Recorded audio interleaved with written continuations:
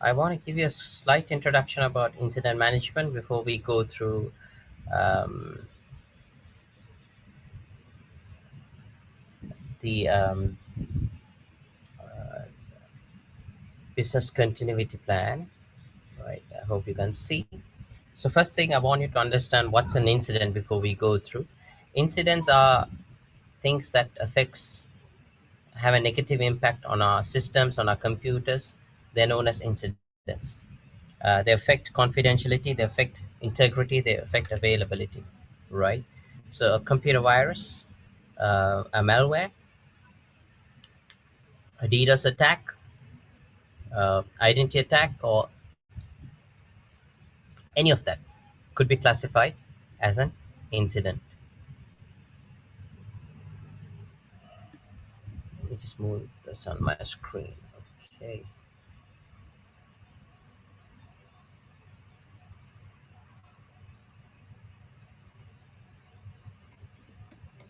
Okay. So that's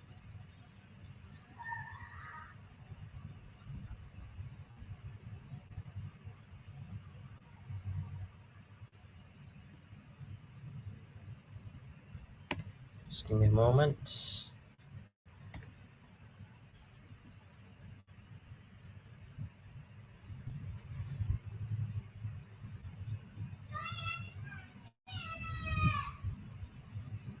Right. Okay. Let's move on. So, so when it comes to incident management, there's something called intrusion kill chain. Now, this is how an attacker thinks, right? Now, when an attacker wants to target something, he gathers information about the target, and we call that reconnaissance. So he tries to gather all possible information on a public domain or in different to make the attack happen. Then we had called weaponization. This is where um, he gets the, for example, he creates the malware or he finds the malware to target or to compromise the system. Then it's about delivery. He gets the malware delivered in a way, it can be through social engineering or different ways, and that's to be delivered. And once it's delivered to the victim, uh, he wants to once and victim plugs that in or in the way how it was supposed to be. It's called exploitation. So which means that once it's done, the malware is exploited and installed onto the system, then the attacker will use a command and control server to gain access, and as a result, he achieves what he wants, right? So this is we call from an attacker's perspective an intrusion kill chain. And just to give you a little bit about an incident before we go to disaster recovery. Now, when it comes to incident, as I said, it has a life cycle, right? For us to handle when something has gone wrong with our systems and network, we need to understand the life cycle. So there are different phases of incident. One is planning. That's the first thing. So before we can act upon an incident, we need to have a plan in place. Okay, if this happens, what are we going to do? If this happens, what are we going to do? If there's a DOS attack, what are we going to do? So planning needs to be there. So that includes a process, procedures, everything in place. Second thing is detection. Detection is about trying to detect the incident. So we need to have the right things in place to detect when something goes wrong, right? And initiation. So once incident has been reported, right? Uh, this is where the incident begin. You verify that, and if that's so, you declare it as an incident, and you try to analyze, right? You try to analyze and you gather much as information as possible, because sometimes you can't just act upon an incident. You need to see what has happened, and that happens at the analyzation phase. Then we have something called containment. Now, when let's say that a malware is getting spread on the network, then what you do, you try to remove the network cable because you want to ensure that does not get spread to other computers. That's called containment. You try to control the incident. Then eradication is about trying to remove that malware off the system.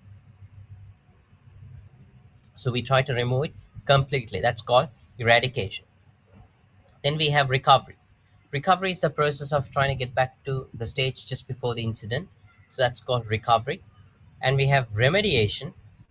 We want to make sure that this does not repeat again in the future. And finally, we close the incident, and we do have a post incident review. We try to see, okay, how did we handle this incident? What have we done wrong? What has gone wrong for us? How can we do better? Did we detect the incidents on time? So that is what we look at.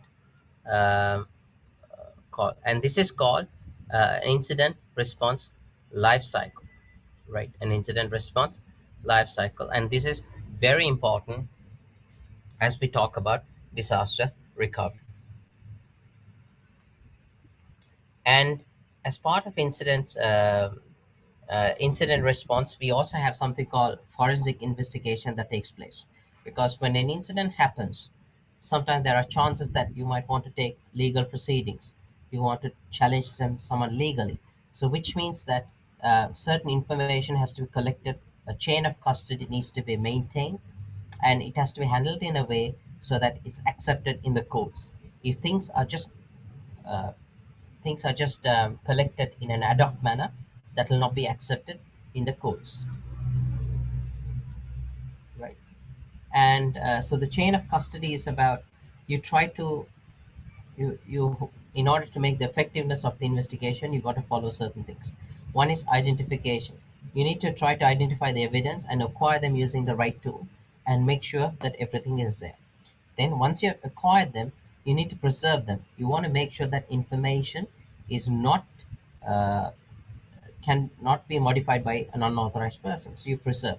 Then you do your analysis, but then you don't do the analysis on the original device. You take a bit by bit copy and you do that. And then finally, presentation. You need to put it in a formal report so that this can be given in courts or submitted at courts. This sort of procedure is known as a chain of custody. That's fine.